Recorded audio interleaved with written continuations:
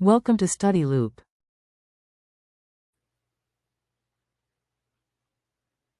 Okay, let's start by going over the constants given to us. So the mass of the pan is 0.2 kilograms.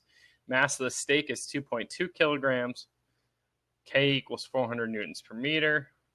And the height is 0.4 meters. Okay, so we have to use kinematics to find out what the speed of the steak is before it hits the pan. Well, we know that V final squared equals V initial squared plus 2AH. So V initial is 0 in this case. It's dropped from rest. So then we can plug in 2AH. So this is 2 times 9.8 times 0.4. Okay, and we can take the square root of both sides. And we get that the velocity of the steak, so it's the final velocity in this kinematic equation, the velocity of the steak is 2.8 meters per second. Now we have to do a little bit of momentum work to figure out what the mass of the steak and the pan together are. Okay, they, once they strike and stick to each other. So if we write our momentum equation out, we have that the mass of the steak times the speed of the steak plus the mass of the pan times the speed of the pan equals the total mass times the total velocity. Okay, well, the mass of the pan is 0.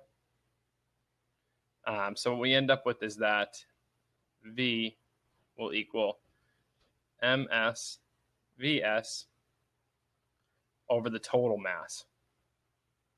So this is 2.2 times 2.8 over 2.4, which equals 2.57 meters per second. Okay, this is the speed directly after collision. So now we have to do a little bit of energy conservation. Okay. So if we write out the energy before and the energy after, so we initially start out with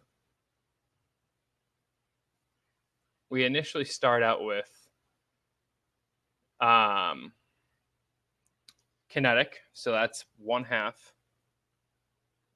mv squared, and spring potential because the spring is extended. And we finish with the spring being fully compressed and not moving, so that is 1/2 Ka squared, where A is the amplitude of the spring. All right, so if we rearrange this for A, we get that A equals the square root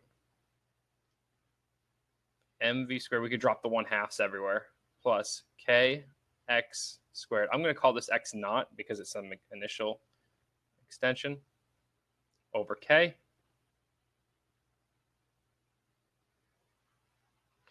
Okay. We know that x naught, or sorry, k times x naught equals the mass of the steak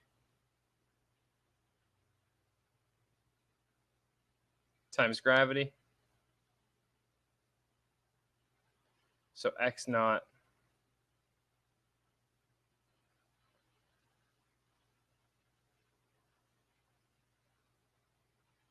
okay, so then we could replace x naught for this quantity here. We have the square root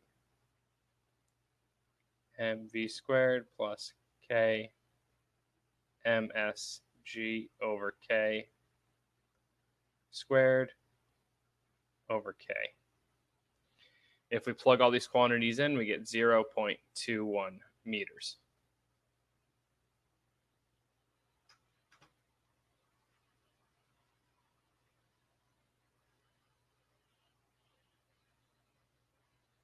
And then finally, for part C, I'm just going to put it over here.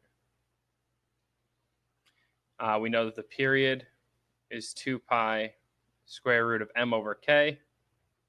If we plug in the total mass 2.4 for m and 400 for k, we get 0.49 seconds.